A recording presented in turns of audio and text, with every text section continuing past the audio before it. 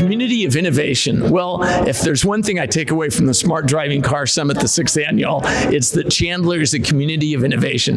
Mark, you're a council member there. Why don't you tell us what that means?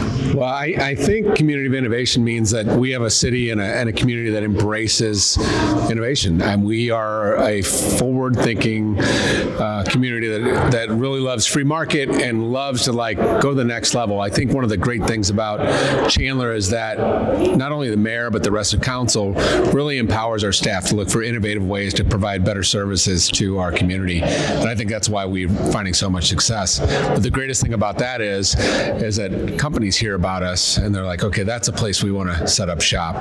We've got a good workforce, we've got great education system, so we're pretty lucky. Yeah, and it's Chandler, it probably gets overshadowed a little bit by Phoenix, but why don't you tell us a little bit about it in terms of size and so forth? Sure. We're about 280,000 people, so we're a kind of a dense suburb, well-built infrastructure, great roads, great water, great infrastructure, all the things like I've already said. And so, I think it's a very diverse community as well. I mean, we have people from all over the world in Chandler, and we're home to, the largest chip manufacturer in the United States and the fastest chip manufacturer, Intel. We have Northrop Grumman, number one rated school district in the state. So Chandler's quite a nice place to live.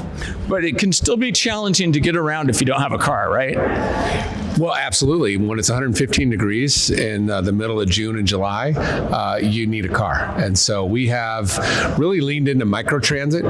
We, just to be kind of frank here, we have empty buses that run through our city all the time, especially in the southern, more suburban area of town. We're not necessarily into light rail and things like that, but we're really looking to microtransit to help our elderly community. We're using Flex, which is a third party to do that, and then also help our students get back home after practice with some of the high schools that we have. So, and it's really working well, and we're saving money doing it, and I think that's going to be kind of the future for suburbs like ours. And so microtransit, why don't you define that for us?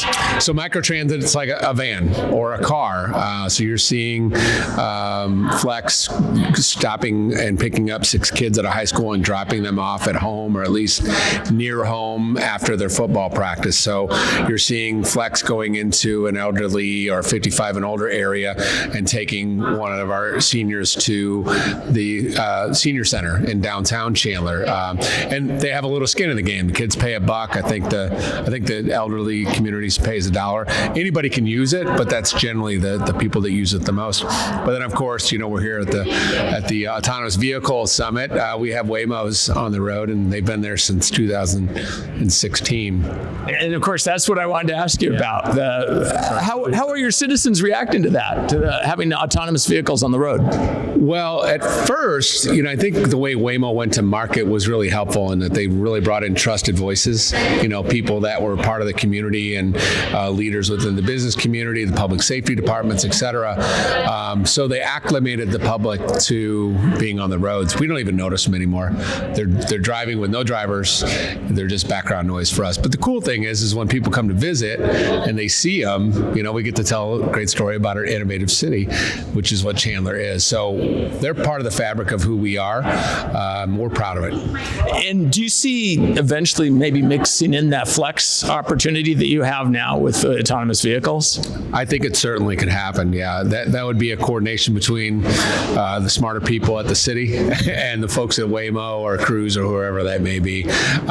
We just get to take credit for all the good work. We don't actually do it. Well, and an interesting thing you said is, and I think this is an important point about how communities maybe could be run, is you consider yourself the part of the board of directors. So yeah, if you think about it, cities provide services, and we're designated by the state through our Constitution in Arizona to provide those services. We've taken that burden off the state, and so we do that as an incorporated city. We're literally incorporated to do things like water, roads, parks, and other things as it relates to providing services to our community. Some cities stay really focused on these core services. Chandler's one of those, and some expand their scope into doing more things. But I think that's one of the reasons we're successful. We stay focused on the prize, which is being the best community we can be for our residents and our neighbors. And then how does that translate into providing this facility for innovation to bring in companies and to bring in ideas and so forth? Yeah, because anything that can make lives better for our community, like microtransit or AV, or help with the brand of being a community of innovation, also sort of creates a spirit within not only City Hall, the employees that work for our city, but also within the community overall, that we're always looking for better ways to do things that one will either save money or make our lives easier. And so we're always embracing innovation. We don't like to be bleeding edge, but we certainly like to be cutting edge. Excellent. Well, you certainly have been with the Waymo deployment. So, Mark, it's been fun. Appreciate it. Thank you very much. You bet.